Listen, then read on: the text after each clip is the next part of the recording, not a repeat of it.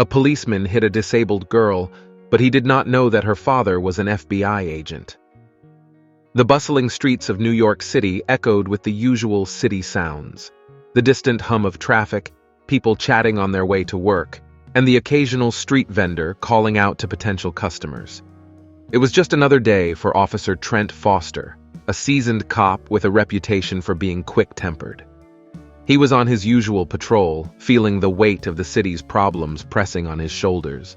But before we dive into what happens next, I'd love to know, where are you tuning in from today? Drop a comment below. Meanwhile, 8-year-old Michelle Kent was on her way home from a doctor's appointment. Bright-eyed and full of curiosity, she wheeled herself through the park, her small, slender hands carefully maneuvering her wheelchair around the crowds. Michelle had been in that wheelchair for as long as she could remember, but she never let it slow her down. To her, the world was still an open book waiting to be explored. As Michelle crossed an intersection, her chair snagged on an uneven patch of pavement, causing her to lose momentum. Just as she was trying to readjust, a sudden flurry of shouting caught her attention. A group of young boys, laughing and jostling, rushed past her, knocking her chair sideways.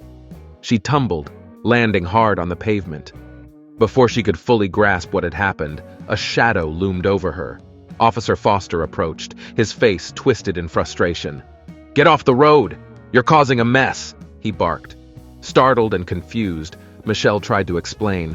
I can't move my chair." Instead of offering assistance, Officer Foster's patience snapped. "Didn't you hear me? Move!" he yelled, reaching down and shoving her chair aside. Michelle fell again, this time hitting the ground with a painful thud. Tears welled in her eyes as she stared up at him, unable to comprehend how someone in uniform, someone who was supposed to help, could be so cruel. The scene caught the attention of a few bystanders, their shocked murmurs growing louder as they began pulling out their phones. But Officer Foster was too far gone in his irritation to notice. Unbeknownst to Foster, Michelle's father, Donald Kent, was only blocks away. Donald was not your ordinary father. He was an FBI agent, one who had spent years cracking high-profile cases across the country. With a sharp mind and unflinching resolve, he was both respected and feared within the Bureau. But at that moment, he was just a concerned dad, eager to pick up his daughter and take her home. Donald arrived at the park a few minutes later, only to find a small crowd gathered near the street. His heart raced when he spotted Michelle's wheelchair tipped over, his daughter struggling to sit up. "Michelle!" he called out, rushing to her side. As soon as he knelt down, his sharp eyes caught the uniformed officer standing over her, the tension palpable in the air. Michelle, through her tears, managed to whisper, "He pushed me, Dad."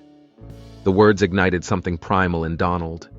He stood up, slowly, towering over Officer Foster, who had only now realized that the situation was spiraling out of his control.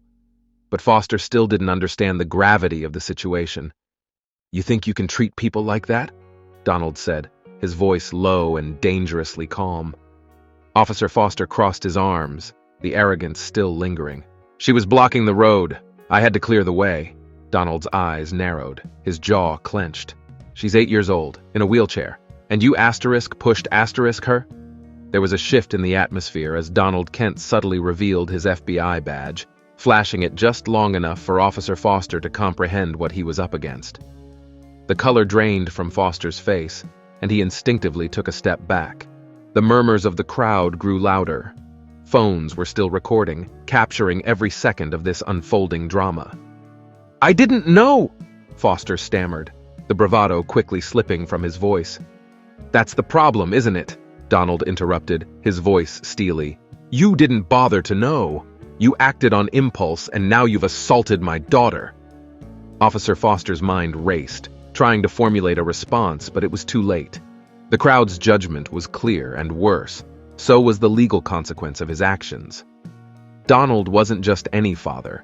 He had connections, knowledge, and the full force of the FBI behind him. This was not going to be brushed under the rug. Donald turned back to Michelle, his expression softening. "Are you okay, sweetheart?" She nodded, though her lips still trembled slightly. Donald gently helped her back into her chair, brushing the dust off her clothes. "I want you to understand something," Donald said, turning back to Officer Foster, his voice firm yet restrained. "You're not going to get away with this. I'm filing a formal complaint, and we'll see just how deep this goes." Foster, pale and silent, had nothing to offer in return. His career, once on stable ground, was now in jeopardy. The recordings, the witnesses, and above all, the wrath of an FBI agent who had just watched his disabled daughter be mistreated. It was a lethal combination for any officer's future. Within hours, the video of the incident was circulating online, sparking outrage across social media. Headlines read, "Officer assaults disabled girl. Doesn't know her dad is FBI." Calls flooded into the precinct, demanding accountability. Days later, Officer Foster was suspended pending investigation, and the NYPD faced intense scrutiny for how they handled not only the disabled community, but their overall approach to law enforcement. For Donald, it wasn't just about getting justice for his daughter. It was about exposing the broader issue of unchecked authority and ensuring that no other child would have to endure what Michelle had. And for Officer Foster, the price of ignorance had never been higher. As Donald stood by Michelle's side, watching her play in the park days after the incident, he knew one thing for certain. No one, not even a man with a badge, would ever threaten his daughter's peace again. In the days that followed the incident, Donald Kent's life became a whirlwind of media attention and official procedures. The video of Officer Trent Foster pushing Michelle had gone viral, sparking outrage and becoming a symbol of the growing discontent with police misconduct. News outlets reached out to Donald, wanting to hear his side of the story, but he remained composed and selective about what he shared. Michelle, though physically unharmed, struggled to make sense of the attention. At school, her classmates treated her like a celebrity. Some would offer her their lunch, others would ask endless questions about what had happened. But Michelle, at her core, was just an 8-year-old girl who wanted her life to go back to normal. She had always been resilient. Her disability had never defined her. But this situation made her feel exposed in a way she hadn't experienced before. One evening, as Donald tucked Michelle into bed, she asked in a small voice, "Daddy, why did he push me?" Donald sat on the edge of her bed, brushing a strand of hair from her face. His heart ached for her, knowing that she was too young to fully understand the complexities of prejudice, power, and authority. He sighed. "Some people, sweetheart, they don't always see others for who they really are. They make quick decisions, sometimes bad ones, without thinking." "Was it because I'm in a wheelchair?" she asked, her eyes wide with innocent curiosity. Donald hesitated, not wanting to fill her mind with bitterness. "Maybe, but it's more about how he saw himself. He thought he had the right to push people around just because he wears a badge. That's not how it's supposed to be." Michelle thought about this for a moment, then whispered, "I don't want him to push anyone else." Donald smiled softly. "That's why we're making sure this doesn't happen again." The next morning, Donald met with the NYPD's Internal Affairs Division. The department was under heavy pressure, not only from the public, but from federal oversight now that the FBI was involved. As an agent himself, Donald understood the internal politics of law enforcement, how some cases were swept under the rug while others were used to make examples. He wasn't going to let his daughter's assault be buried. In the cold, sterile office of Internal Affairs, Donald sat across from the lead investigator, a no-nonsense woman named Captain Sarah Moreno. She was tough, seasoned, and carried herself with the weight of someone who had seen it all. "We've reviewed the footage and the witness statements," Moreno began, shuffling through her paperwork. "It's clear Officer Foster used excessive force. We're pursuing a formal investigation into his conduct." Donald nodded, his face impassive. "And what about the larger issue here? Foster isn't just one bad cop. This is systemic. He felt like he could get away with it." Moreno leaned back in her chair, studying him for a moment. "I'm not going to sit here and pretend we don't have problems in the department. But cases like this are complicated. Foster's career is effectively over. But fixing the culture that allowed this to happen, That's going to take more than just one investigation. Donald wasn't satisfied with that answer, but he knew change wouldn't happen overnight. He stood to leave, but before he could turn the doorknob, Moreno added, "For what it's worth, I'm sorry this happened to your daughter. We'll make sure justice is served." As the investigation progressed, the media frenzy only intensified. Protests formed outside the precinct, calling for Foster's immediate firing and deeper reforms in the police department. Michelle's story became a rallying cry for advocates of disability rights and for those pushing against police brutality. Donald found himself thrust into a role he hadn't asked for, that of an advocate. His phone rang constantly with calls from journalists, activists, and politicians, all wanting to use his story for their own purposes. But Donald was careful. He knew the stakes. His priority was Michelle's well-being, not the agendas of others. Then, one evening, something unexpected happened. It was late, and Donald was sitting at the kitchen table, poring over case files from work. Michelle was asleep in her room, and the house was quiet. Suddenly, his phone buzzed with a text message from an unknown number. "Meet me at the park. We need to talk. Foster."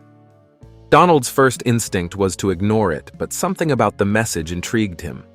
Foster had been suspended and was facing potential criminal charges, so reaching out to him directly was a bold and dangerous move. Against his better judgment, Donald decided to go. He arrived at the park, the very one where the incident had taken place, just after midnight. The city was quieter than usual, with only the distant hum of traffic and the rustling of leaves in the night air. Foster was waiting by the fountain, his figure shadowed in the dim streetlights. Donald approached cautiously, his hand resting near his concealed firearm. "You've got a lot of nerve contacting me," he said, his voice cold. Foster looked up, and for the first time, Donald saw something different in his eyes. Not arrogance, but desperation. "I'm not here to fight. I'm here to tell you something. Something that might make this bigger than both of us." "What are you talking about?" Donald demanded, narrowing his eyes. Foster hesitated, then said, "That day, what happened? It wasn't random. I was given orders to create chaos at the protest that was about to happen. I didn't realize who your daughter was, or I never would have touched her. But they wanted to make it look like the police were cracking down harder than usual." Donald froze, processing the information. "Who gave you those orders?" Foster swallowed hard. "Higher-ups. I can't say more, not here. But you need to know this goes deeper than me. Your daughter, she was just in the wrong place at the wrong time." Donald's blood ran cold. The implications were staggering. This wasn't just about one bad cop. This was about a larger, more insidious force manipulating events for their own purposes. His instincts as an FBI agent kicked in, and he knew this would require more than just a formal complaint. This was something he had to dig into, something that could unravel everything. "I need names," Donald said, his voice dangerously low. Foster nodded, understanding the gravity of the situation. "I'll give you what I have, but after this, I'm done. I can't go back." Donald stood silently for a moment, realizing that the fight for justice had only just begun. And this time, it wasn't just for Michelle. This was about exposing a web of corruption that reached far beyond one city cop. As he turned to leave, he glanced back at Foster, the man who had assaulted his daughter. "You're still going to pay for what you did," Donald said quietly. "But now, you're going to help me take down the whole system that allowed it." Foster nodded, a flicker of hope in his eyes, knowing that this might be his only shot at redemption. Donald Kent left the park that night with more than he'd expected. Foster's revelations had turned everything upside down. What had begun as a clear case of police misconduct was now exposing a deeper conspiracy that reached far beyond the actions of one officer. As an FBI agent, Donald knew he was treading dangerous ground, but his determination to protect his daughter and uncover the truth drove him forward. Over the next few days, Donald worked quietly, gathering intel through trusted contacts in both the FBI and NYPD. Foster provided him with key names, individuals within the department and city government who were involved in orchestrating chaos at protests, manipulating the public to serve political agendas. Donald's instincts had been right. This wasn't just about his daughter. There was a coordinated effort to exploit public unrest, all for reasons he still couldn't fully grasp. Despite the gravity of his investigation, Donald remained focused on keeping Michelle's life as normal as possible. She was still just a little girl, and he refused to let her become consumed by the larger battle unfolding around her. He reassured her every night that justice would be served, but he kept her shielded from the full scope of what was happening behind the scenes. One evening, just as Donald was finalizing the details for a federal sting operation, he received an unexpected visitor at his home, Captain Sarah Moreno from NYPD's Internal Affairs. She stood at his doorstep, her face tense with the weight of secrets she carried. "You've been digging, haven't you?" she asked quietly when Donald let her in. Donald didn't deny it. "What do you know?" Moreno sighed, glancing around the room before speaking in hushed tones. "You're right about there being more to this. I've been looking into it too. There's a network inside the department, people who are using their positions to manipulate the city's response to protests. But it's dangerous. They've got connections high up. If you're planning to go after them, you need to watch your back." Donald leaned against the kitchen counter, his jaw set. "I'm not backing down, not after what they did to my daughter." Moreno met his gaze, her expression softening. "I didn't think you would. I'm in this with you." With Moreno's help, Donald's case began to solidify. They gathered enough evidence to implicate several key figures in the city's power structure. It was bigger than he had anticipated, involving not just law enforcement but also political players who sought to maintain control through fear and manipulation. They had orchestrated chaos at protests to justify stricter law enforcement measures, all while using officers like Foster as pawns. Finally, the day came for the sting operation. Federal agents, along with a few trusted NYPD officers, moved swiftly to arrest those involved. Foster had turned over all the evidence he had, securing his cooperation in exchange for a lighter sentence, but Donald ensured that he would still face justice for what he did to Michelle. As the news broke, the city was rocked by the revelations. Protests now shifted focus, not just on police brutality, but on the deep-seated corruption that had been exposed. People took to the streets demanding accountability, and this time, it wasn't just a momentary outrage. It was a movement for lasting change. Donald stood on the steps of the courthouse the day after the arrests, holding Michelle's hand. She looked up at him, her eyes wide with a mix of curiosity and admiration. "Did you stop the bad guys, Daddy?" she asked. Donald smiled softly, kneeling down to her level. "We stopped some of them, sweetheart. There's still a lot of work to do, but things are going to get better. For you and for everyone." Michelle beamed, hugging her father tightly. As the sun set over New York City, Donald looked out over the skyline, feeling a sense of accomplishment, but also knowing that the fight for justice was ongoing. He had uncovered a deep conspiracy, but more importantly, he had protected his daughter and ensured that the people responsible were held accountable. For now, it was enough. He had given Michelle the world she deserved, one where people like Foster couldn't act with impunity, and where justice, though hard-fought, was still possible. In that moment, Donald Kent knew he had made a difference, not just for his family, but for the city he called home. Leave a comment if you enjoyed this story. It doesn't cost you anything, and you'll make me very happy. Thank you, and I look forward to your like.